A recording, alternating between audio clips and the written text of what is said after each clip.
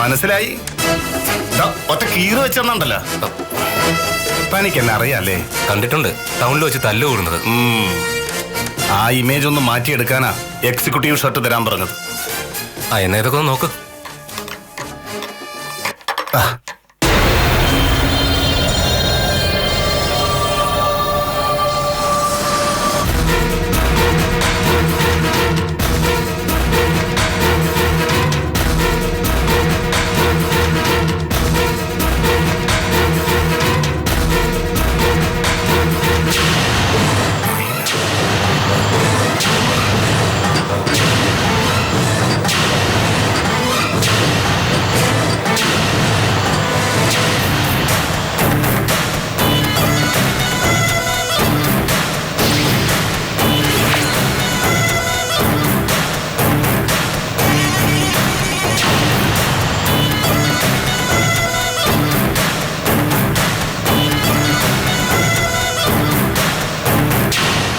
എങ്ങനെയുണ്ട്? ഇപ്പൊ വേണ്ട, ഇതിലും വലിയൊരു കോളത്ത് വന്നിട്ടുണ്ട്. ഇതിന് മാത്രം പരിഭവിക്കാനൊന്നുമില്ല. കാശ് കളയണ്ടെന്ന് വെച്ച് പറഞ്ഞതല്ലേ ഞാൻ. അമ്മണിയമ്മയ്ക്ക് ഇഷ്ടമുള്ളത് എടുത്തതാ. ഞാൻ ഇട്ടോളാം. അപ്പൊ ഇത് 3 പാക്ക് ചെയ്തോളൂ.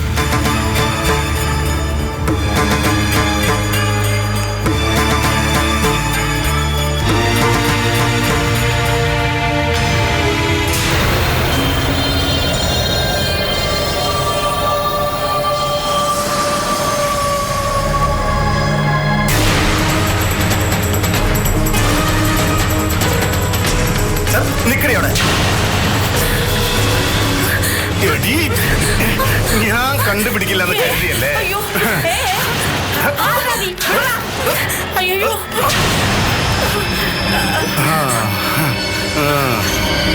ആരെങ്കിലും ഓടി വരണേ, എന്റെ മോളെ മറന്നുപോക്കി.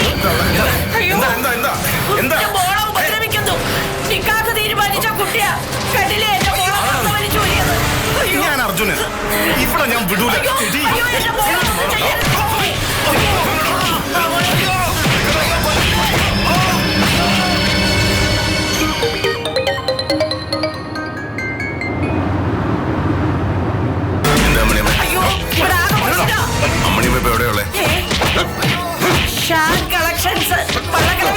എത്രയും പെട്ടെന്ന് ഞാൻ അങ്ങോട്ട് വരാം.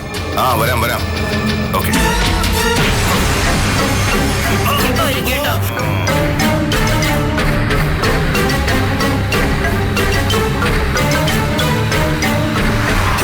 ഇവള് മുസ്ലിം ഒന്നല്ല, മൈനയാ. എന്നെ അവൾക്ക് അറിയാം. ഞങ്ങൾക്ക് ആരെയും അറിയില്ല. പോലീസിനെ വിളിച്ചിട്ടുണ്ട്, ഇപ്പൊ വരും. എടി കള്ളി തള്ളച്ചി, അത് മൈനയല്ലടി. മോളെ കൊല്ലടാ, എന്നെ കൊല്ലടാ.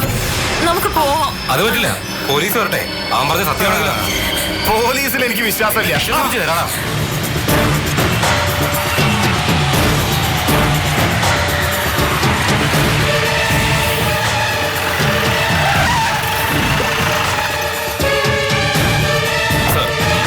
എന്താ ഇവിടെ? എനിക്ക് തോന്നി ഇയാളായിരിക്കും വരുന്നതെന്ന്. എന്താടാ? ഒന്നുമില്ല, എന്റെ കാര്യം തീരുമാനമായി എന്ന് പറഞ്ഞത്. ഞാനാ ഫോൺ വിളിച്ചത്. ഇവൻ മൈമനെ കുഞ്ഞിനെ കയറി പിടിച്ചു. മൈമൂനെ അല്ല, മൈന. ഈ തള്ളപ്പേരും കള്ളിയാ.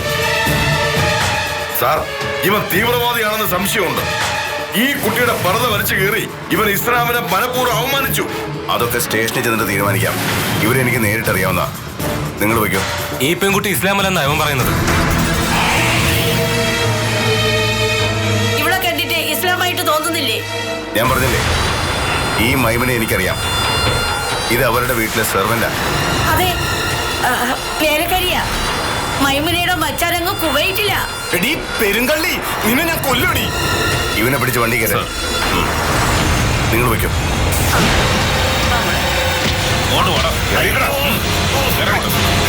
താനിതിനെ അനുഭവിക്കടോ.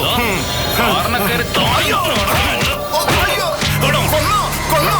എന്നാൽ അവള് മുസ്ലിം അല്ല, അതെനിക്കറിയാം. അയ്യോ.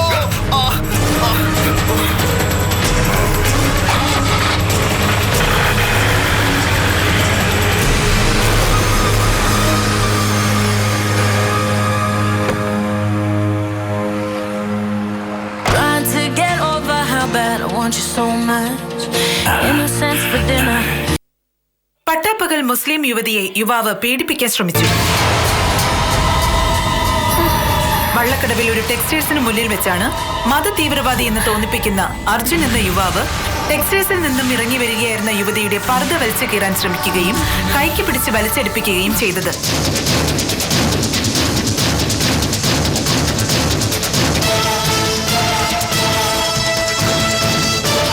നാട്ടുകാർ ചേർന്ന് മർദ്ദിച്ച് അവശനാക്കിയ യുവാവിനെ പിന്നീട് പോലീസ് വന്ന് അറസ്റ്റ് ചെയ്തു.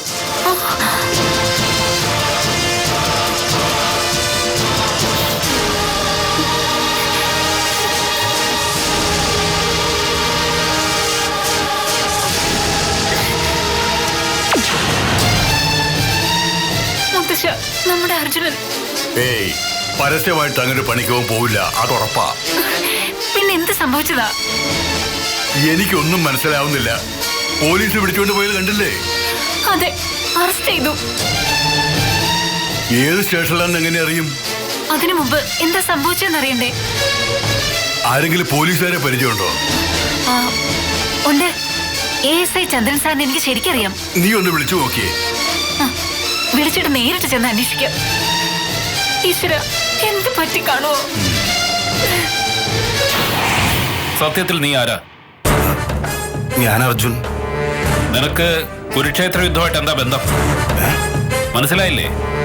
ശ്രീകൃഷ്ണന്റെ ആരായിട്ട് വരും നീ? പറയടാ.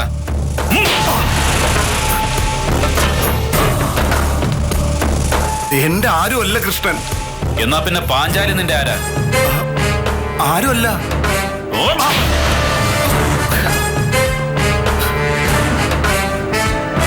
സത്യം പറയടാ, നിന്റെ ഭാര്യയല്ലേ? അല്ല, ഞാൻ കല്യാണം കഴിച്ചിട്ടില്ല. കള്ളം പറയുന്നോടാ റാസ്കൽ. തല്ലരുത്, ഞാനെല്ലാം സമ്മതിക്കാം. ശ്രീകൃഷ്ണൻ എന്റെ ചിറ്റപ്പന്റെ മോനാ, പാഞ്ചാലി എന്റെ ഭാര്യ. അതിൽ 10 മക്കളുണ്ട്. ഉപദ്രവിക്കരുത് പ്ലീസ്. പോലീസിനെ കളിയാക്കുന്നോടാ. നീ തീവ്രവാദിയല്ലേ? അല്ല, തീവ്രവാദം എന്താന്ന് പോലും എനിക്കറിയില്ല. പത്രം ഞാൻ വായിക്കാറില്ല. നിന്നെ കൊണ്ട് ഞാൻ വായിപ്പിക്കും. വേണോ? വേണ്ട, ഞാൻ വായിച്ചോളാം. സകല അക്ഷരം ഞാൻ വായിച്ചോളാം. നിനക്ക് ഏത് സംഘടനയായിട്ടാ ബന്ധം? ഏത് സംഘടന വേണം സാറ് പറഞ്ഞാ മതി. ഒരു മുസ്ലിം പെൺകുട്ടിയുടെ ശരീരഭാഗങ്ങൾ കാണാൻ വസ്ത്രമുയർത്തി നോക്കിയത് ക്രിമിനൽ കുറ്റമാണ്. അത് നിനക്കറിയാമോ? വസ്ത്രം ഉയർത്തി എന്ന് പറയുമ്പോ ഒന്ന് കാണാൻ നോക്കി, അത്രേ ഉള്ളൂ. വേണ്ടി പോരുത്. അന്യപുരുഷൻ കാണാതിരിക്കാൻ മാത്രം സ്വന്തം ചാരിത്രം കാത്തു സൂക്ഷിക്കുന്ന ഒരു പെൺകുട്ടിയെ മാനഭംഗം ചെയ്യുന്നതിന് തുല്യമായിരുന്നു നിന്റെ പ്രവൃത്തി. ആണോ? അതെനിക്കറിയില്ലായിരുന്നു. നിനക്ക് ഞാൻ അറിയിച്ചേരാടാ. കേരളത്തിലെ മതസൗഹാർദ്ദം തകർക്കാൻ ശ്രമിക്കുന്ന ഏതോ സംഘടനയിൽപ്പെട്ട ആളാണ് നീ. നിന്റെ കാര്യം ഇന്ന് തീരുമാനമാവും. പ്രതാപ സർ, തെളിയാതെ കിടക്കുന്ന കേസുകളൊക്കെ ഇവന്റെ പേരിലേക്കാണ്. ഓടും ഭീകരനായവൻ.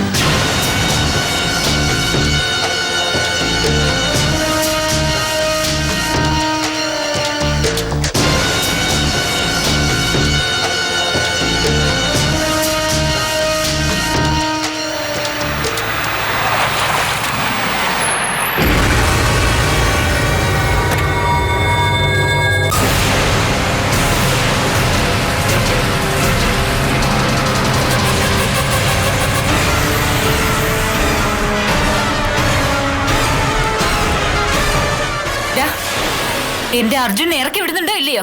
അതെനിക്കിപ്പോ അറിയണം. എനിക്ക് മനസ്സിലായില്ല. നിനക്കും ഈ കുടുംബത്തിന് ഞാൻ മുഴുവൻ മനസ്സിലാക്കി തരാം. എന്റെ ചെറുക്കനെ കള്ളക്കേസി കൊടുക്കുന്നോ എന്നാ അതെനിക്കൊന്ന് അറിയണമല്ലോ. അവനകത്തായോ? എന്നാ പിന്നെ അത് കള്ളക്കേസൊന്നും ആയിരിക്കില്ല. അല്ല, അത്രയ്ക്ക് നല്ല കയ്യിലിരിപ്പല്ലേ അവന്റെ. കൊല്ലും ഞാൻ എല്ലാത്തിനെയും. എന്റെ അർജുനിൽ എന്തെങ്കിലും പറ്റിയ വെറുതെ വെച്ചേക്കില്ല ഞാൻ ഒരുത്തനെ. കൈയെടുത്ത് കൈയെടുക്കാൻ. അവനെ പോലീസ് പിടിച്ചെങ്കിൽ അതിന് എന്നോട് വഴക്കിന് വന്നിട്ടൊന്നും കാര്യമില്ല. എനിക്ക് പോലീസിലല്ല ജോലി. പോലീസിൽ ജോലിയുള്ളവരുത്തരുണ്ടല്ലോ ഇവിടെ, വലിയ IPS കാരൻ. അവനെ അർജുനെ കള്ളക്കേസി കുടിക്കിയത്. ഹരിയേട്ടൻ അങ്ങനെ കള്ളക്കേസൊന്നും ചമക്കില്ല. വളരെ ജെന്യൂൻ ആയിട്ടുള്ള ഒരു പോലീസ് ഓഫീസർ അദ്ദേഹം. അതൊക്കെ നിങ്ങൾക്ക്. മൈനയുടെ കാര്യം വരുമ്പോ ഇതെല്ലാം അങ്ങ് തിരിയും. നീയും അവനെയൊക്കെ കൊണ്ട് നടന്ന പെണ്ണിന് വേണ്ടി ഈ പ്രശ്നങ്ങൾ മുഴുവൻ. നിങ്ങളൊരു അനാവശ്യം പറയരുത്. എന്തെങ്കിലും സംസാരിക്കാനുണ്ടെങ്കിൽ ഹരിയേട്ട ഓഫീസിലുണ്ടാവും, അങ്ങോട്ട് ചെല്ല്. വലിയ ഏമാന്റെ ഓഫീസിലേക്കൊന്നും ഞാൻ പോകുന്നില്ല. ഇവിടെ അവന്റെ കെട്ടുകളുണ്ടല്ലോ, വലിയ കെട്ടിലമ്മ ഡോക്ടർ, ഞാൻ അവളെ കണ്ടോളാം.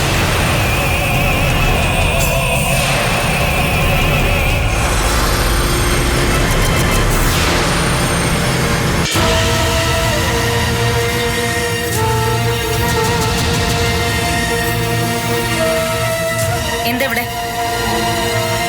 രണ്ടിലൊന്ന് തീരുമാനമായിട്ട് ഞാൻ ഇവിടുന്ന് പോകുന്നുള്ളൂ. എന്ത് തീരുമാനിക്കാൻ? നിനക്ക് എന്താ വേണ്ടത്? എനിക്ക് എന്റെ അനിയനെ വിട്ടുതരണം, അല്ലാതെ ഞാൻ പോവില്ല. ഇത് എന്താ ഇത്? നിന്റെ അനിയനെ ഞാൻ ഇവിടെ പിടിച്ചിട്ടിരിക്കണോ? എന്തോ കേസിന് അവനെ പോലീസുകാരെ പിടിച്ചു. ഹരിയേട്ടൻ ഇറക്കി വിടുന്നില്ല എന്നാ പറയുന്നേ. തെമ്മാടിത്തരവും ഗുണ്ടായസും ഒക്കെ കാണിച്ചു നടക്കുന്നവരെ ചിലപ്പോ പോലീസ് പിടിച്ചു എന്നിരിക്കും. അതിന് ഹരി എന്ത് വേണോന്നാ? എന്ത് വേണോന്നാ? അവനെ പിടിച്ചുകൊണ്ട് പോയത് ഹരിശങ്കറാ. എന്തിനാണെന്നറിയാമോ? അവൻ മൈനെ കണ്ടുപിടിച്ചത്.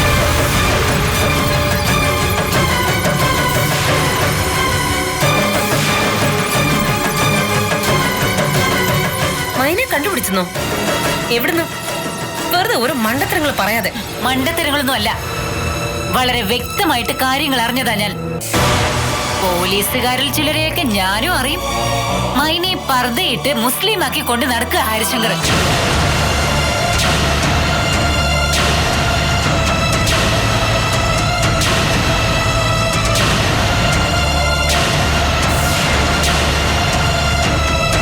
എന്നിട്ടത് അർജുൻ കണ്ടുപിടിച്ചപ്പോ ആളെ കൂട്ടി തല്ലിച്ചതും അറസ്റ്റ് ചെയ്ത് കൊണ്ടുപോയതും ഹരിശങ്കറാ. വെറുതെ പറയാടുത്തി. അവൻ ഏതെങ്കിലും മുസ്ലിം പെണ്ണിനെ ഉപദ്രവിച്ച് കാണും, അപ്പൊ ആൾക്കാർ കൂടി അങ്ങ് തല്ലിയും കാണും. അത്തരം സിറ്റുവേഷനിൽ പോലീസ് വരാതിരിക്കില്ല. ചുമ്മാ വെറുതെ ഓരോന്ന്.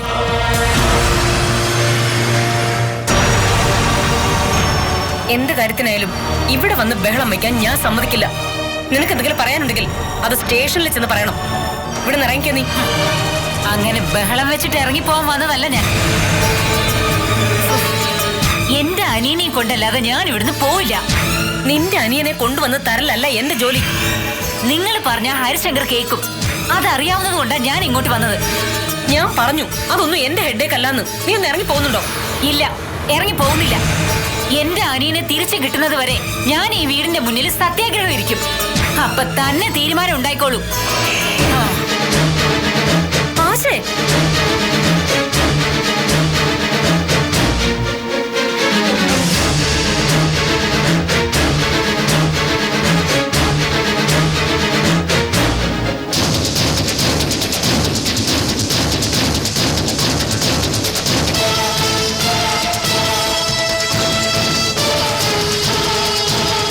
ആശാലതേ,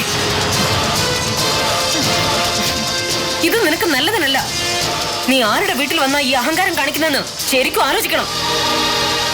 എനിക്ക് കൂടുതലൊന്നും ആലോചിക്കാനില്ല. കൂടി വന്നാ എന്നെ പോലീസുകാർ കൊണ്ടേ തല്ലിച്ചതയ്ക്കും. അല്ലെങ്കിൽ എല്ലാവരും കൂടി എന്നെ അങ്ങ് കൊല്ലും. എല്ലാം നേരിടാൻ തയ്യാറായിട്ട് തന്നെയാ ഞാൻ വന്നിരിക്കുന്നത്. ദേ, ഞാനിപ്പോ ഓഫീസിലേക്ക് വിളിച്ച് ഹരിയെ വിവരം അറിയിക്കും. പിന്നെ ഉണ്ടാവുന്നതൊക്കെ അനുഭവിക്കേണ്ടി വരും നീ. നിങ്ങൾ എവിടെ വേണമെങ്കിലും വിളിക്ക്. പോലീസ് വന്നാലും പട്ടാളം വന്നാലും അർജുനെ ഇറക്കി വിടാതെ ഞാൻ ഇവിടുന്ന് പോയില്ല. ശരി, എന്നാ പിന്നെ ഒരു തീരുമാനം ഉണ്ടാക്കിയിട്ട് പോയാ മതി നീ. നിന്റെ വിധി ഇനി ഞാൻ തീരുമാനിക്കും.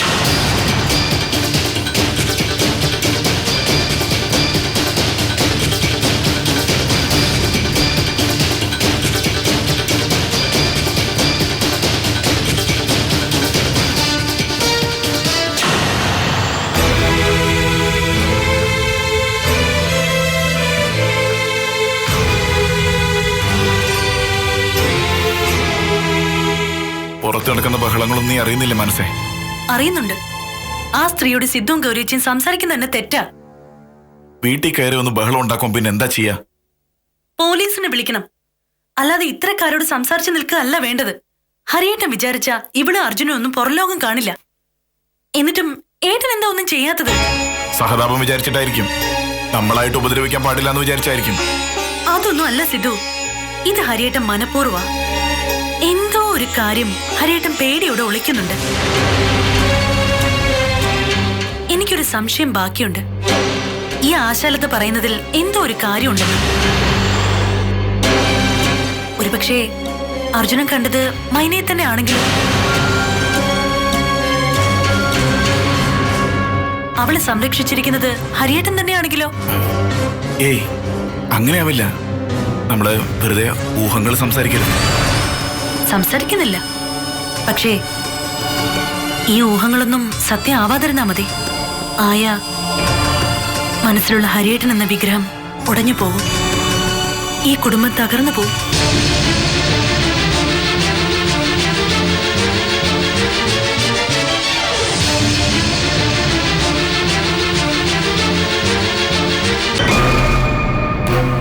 അർജുന, കേരളത്തിൽ ഇപ്പോഴത്തെ അവസ്ഥ വളരെ സെൻസിറ്റീവാണ്. മതവികാരം വ്രണപ്പെടുന്നുവെന്ന് കണ്ടാൽ തല്ലാനും കൊല്ലാനും നിൽക്കുന്ന ഒരു സമൂഹമാണ് ചുറ്റുമുള്ളത്. അവർക്കിടയിലാണ് പർദ്ദയും പൊക്കി നീ പ്രശ്നക്കാരനായി നിൽക്കുന്നത്. ഞാൻ പർദ്ദ പൊക്കി നോക്കിയത് മൈനയുടെ മുഖത്താ. അതെനിക്ക് ഉറപ്പിച്ച് പറയാൻ പറ്റും. ഇതെല്ലാരും കൂടി എനിക്ക് തരുന്ന പണിയാ. വാട്ട് എവർ ഇറ്റ് ഈസ്, പുറത്തിറങ്ങിയ നിന്നെ കൊല്ലാൻ വരെ കാത്തു നിൽക്കുന്ന ആളുകൾ. അതുകൊണ്ട് അകത്ത് കിടക്കുന്ന ബുദ്ധി. അകത്തായ പിന്നെ സേഫാ. പോലീസിന്റെ സംരക്ഷണമെങ്കിലും ഉണ്ടാവും. പുറത്തായ നീ വടിവാളിന് തീരും. അകത്താവുമ്പോ അഴിയെണ്ണിയാൻ കിടക്കാം. അതിന് മാത്രം ഞാനൊരു തെറ്റ് ചെയ്തിട്ടില്ലല്ലോ. എന്നെ മനഃപൂർവ്വം അകത്താക്കാനുള്ള ശ്രമമാണെന്ന് മനസ്സിലായി. നിങ്ങളുടെ ഇഷ്ടം പോലെ ചെയ്യ്, ഞാൻ അകത്ത് പൊക്കോളാം. നീ മാത്രമല്ലല്ലോ പോകുന്നത്, നിന്റെ പെങ്ങളും അകത്ത് പോകും.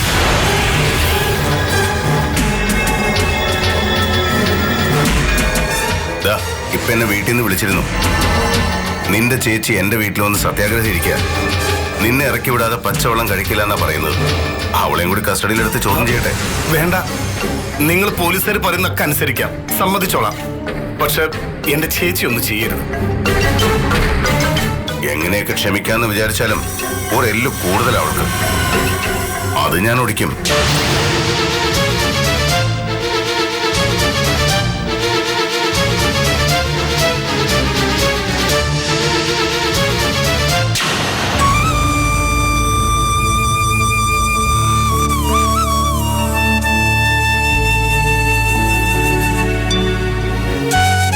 മോള് പേടിക്കാതിരിക്കേ.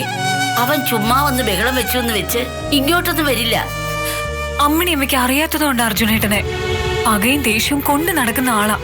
ഇപ്പൊ നാട്ടുകാരെ തല്ലിയതിനും ഹരിയേട്ടൻ വന്ന് പിടിച്ചുകൊണ്ട് പോയതിനും ഒക്കെ എന്നോടായിരിക്കും ദേഷ്യം. ഇതൊന്നും സംഭവിക്കില്ലായിരുന്നു ഞാൻ കൂടെ വന്നിരുന്നെങ്കിൽ. അതെങ്ങനെ എന്നെ കൂടെ കൊണ്ടു നടക്കല്ലോ ഈ തള്ള. ഇയാളുണ്ടെങ്കിൽ എന്തോ ചെയ്യാനാ? ആരോഗ്യമുള്ള ഒരുത്തൻ ചാടി വീണ താൻ കുറ്റിയും പറിച്ചോണ്ട് ഓടും. നിങ്ങൾക്ക് എന്നെ അറിയാൻ വയ്യാത്തോണ്ടാ. ചുരം ഇറങ്ങി വന്ന നക്സലൈറ്റുകളെ പിടിക്കാൻ SICI മടിച്ചു നിന്നപ്പോ ഒറ്റയ്ക്ക് നിന്ന് തടുത്തു നിർത്തിയവനാണ് ഞാൻ. ആ എന്റെ അടുത്താണ് ഞാഞ്ഞൂല് പോലുള്ള ഒരു അർജുനൻ. എന്നാൽ അയാൾ എങ്ങാനും വന്നാ ഇയാളെ എടുത്ത് മുന്നിലേക്ക് ഇട്ടു കൊടുക്കും. ഒന്ന് നിർത്തുന്നുണ്ടോ? ഞാനിവിടെ പേടിച്ചിരിക്കുമ്പോഴാ രണ്ടാളും കൂടി വഴക്ക്. അർജുനേട്ടൻ എങ്ങാനും ഈ വീട് കണ്ടുപിടിച്ച എന്റെ കാര്യം പോക്കാം. ഒന്നും സംഭവിക്കില്ല. ഞങ്ങൾ കൂടെ ഉള്ളിടത്തോളം കാലം ഒരുത്തനും മോളെ ഒന്നും ചെയ്യില്ല. ഈ ഒരു കാര്യത്തിനെങ്കിലും എന്നെ കൂടി ചേർത്ത് പറഞ്ഞല്ലോ, ഭാഗ്യം.